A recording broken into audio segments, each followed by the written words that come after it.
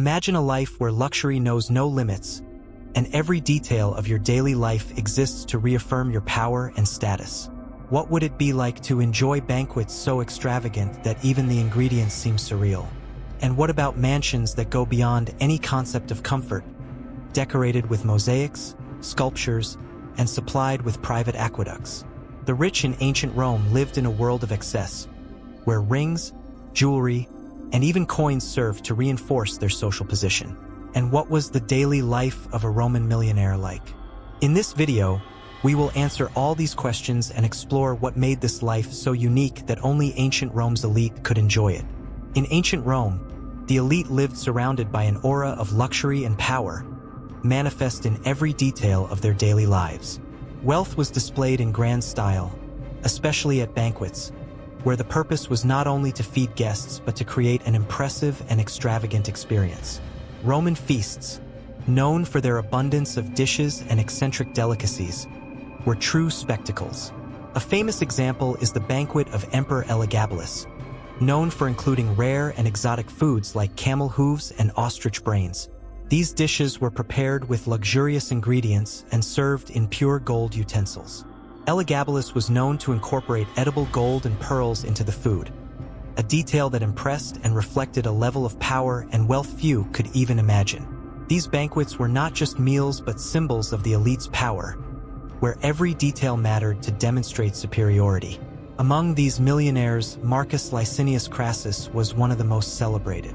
His path not only made him the wealthiest man in Rome, but also a model of strategic wealth accumulation. Crassus had an innovative approach for the time. Instead of keeping his fortune in a single activity, he diversified his investments. He owned silver mines that provided a steady income, but he also bought and trained slaves specialized in various trades, from architects to craftsmen, increasing their market value. Crassus also invested heavily in urban and rural properties, known for acquiring damaged or abandoned land at low prices, especially during Sulla's government when properties of political enemies were frequently confiscated. Crassus then restored these properties with the help of his slaves and architects, selling them at much higher prices. This strategy allowed him to accumulate not only a fortune but also control over much of Rome's real estate market. Wealthy Romans displayed their riches in every aspect of their appearance. Rings, for example, were an essential status symbol, initially worn only on the ring finger but gradually spread to other fingers. The elite displayed rings adorned with precious stones, serving as a business card of sorts. Among the patricians and the newly rich, showing off the number and quality of their rings was common, a way to demonstrate not only financial power but the social influence they had accumulated. For a wealthy Roman, the number and quality of rings could tell a story of conquests, alliances, and power, transforming each finger into a symbol of authority. These accessories were often personalized to reflect a family's position or the prestige earned in military campaigns and political careers. Pliny the Elder mentions the importance the Roman elite placed on appearance. Clothing was more than just an aesthetic choice. It indicated the wearer's place in society. The disparity between rich and poor in Rome was evident, and this inequality grew over the centuries. From the earliest egalitarian societies to the wealth concentration in the Roman era, this gap widened with territorial expansion and technological advancements. However, certain customs valuing social hierarchy persisted. Archaeological excavations in places like Pompeii and Herculaneum reveal that home size and the presence of luxurious objects clearly indicated the socio-economic status of their owners. In some cultures, like the Jaman in Japan, even the dead were buried with valuable objects, a practice also seen in Roman funeral customs, where the wealthy left large bequests in their wills, ensuring that their legacy of wealth was respected even after death. The residences of the Roman elite, especially in Pompeii, were impressive both in size and decoration.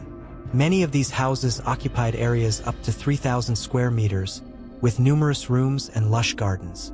Built in privileged locations, some extended beyond Rome, like in the beautiful city of Naples.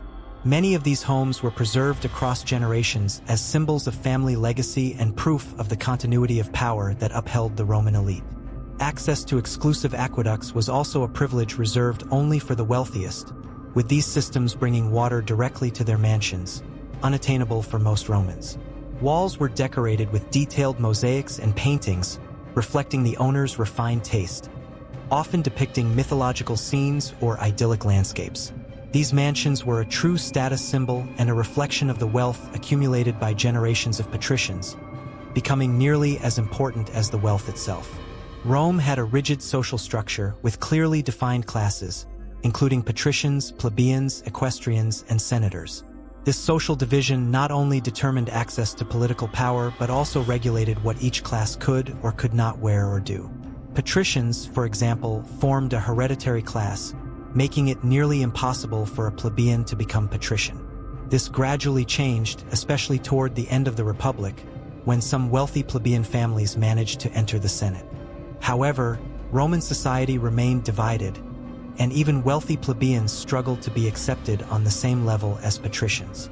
This rigidity illustrates how much Roman society valued ancestry and family heritage, making wealth a marker of lineage beyond mere wealth accumulation.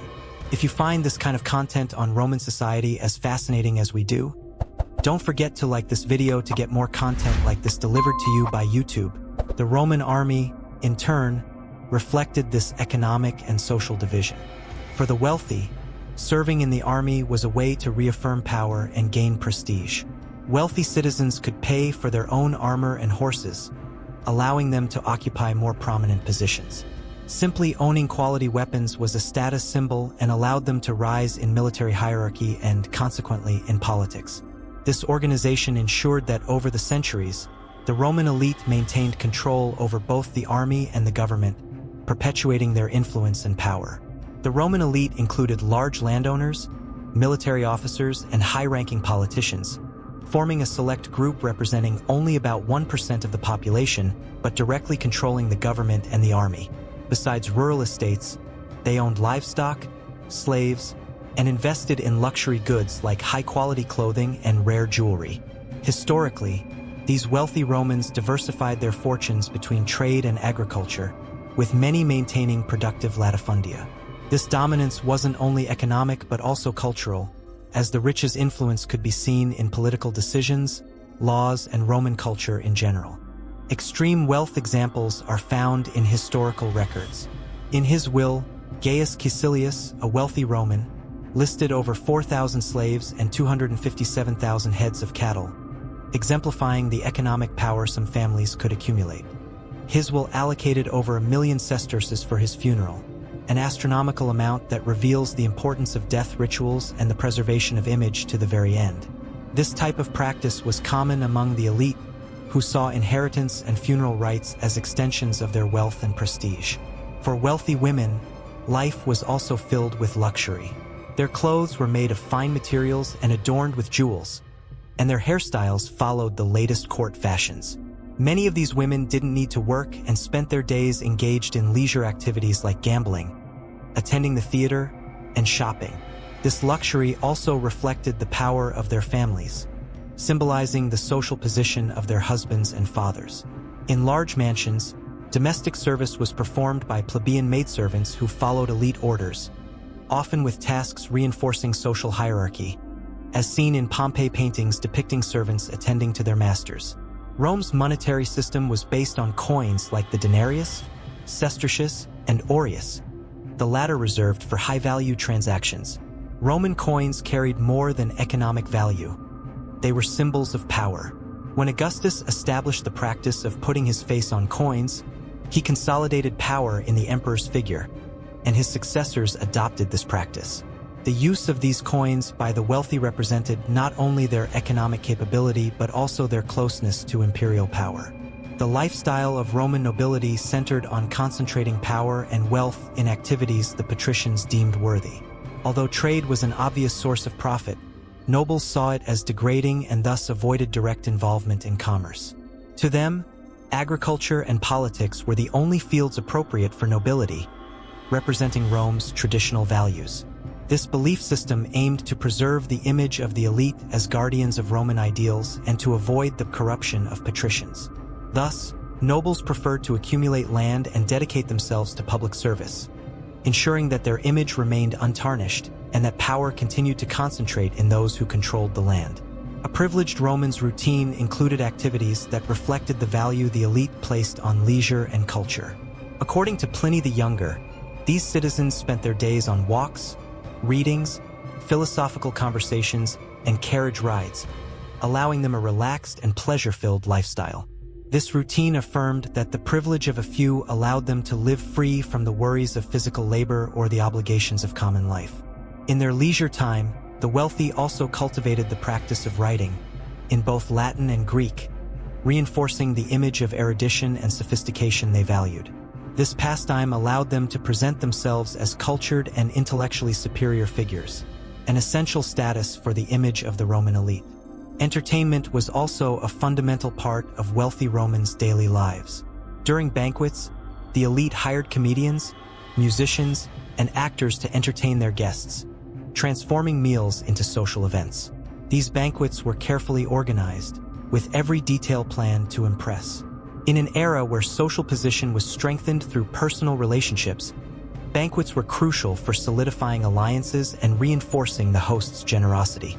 The variety of dishes, which could include up to 22 options and rare delicacies like exotic birds and meats prepared with expensive spices, turned these events into true spectacles of luxury and ostentation. The longevity and health of the wealthy also far exceeded that of the general population. Their lifestyle, which included a balanced diet, access to medical treatments, and a relatively relaxed routine, allowed them to enjoy old age in good health. Pliny describes that wealthy Romans had better health in various aspects, such as vision, hearing, and muscle condition, which he attributed to the refined lifestyle they led. This privileged health was yet another form of differentiation between the elite and the general population, who did not have access to such care and benefits. Charity was another important aspect of Roman millionaires' lives, often representing an almost obligatory practice. The elite made public donations to build temples, squares, and other works benefiting the city. This generosity reinforced social status and helped ensure the people's esteem. Building public monuments and donating large sums of money were ways to show gratitude to the city that provided them such wealth and to solidify their social position. Through charity, wealthy Romans not only improved their public image but also strengthened their name among politicians, perpetuating their family's tradition and ensuring that their legacy would be remembered for generations. However, this luxury and power always came with great responsibilities and expectations. For a Roman millionaire, every gesture, event, and decision carried significance.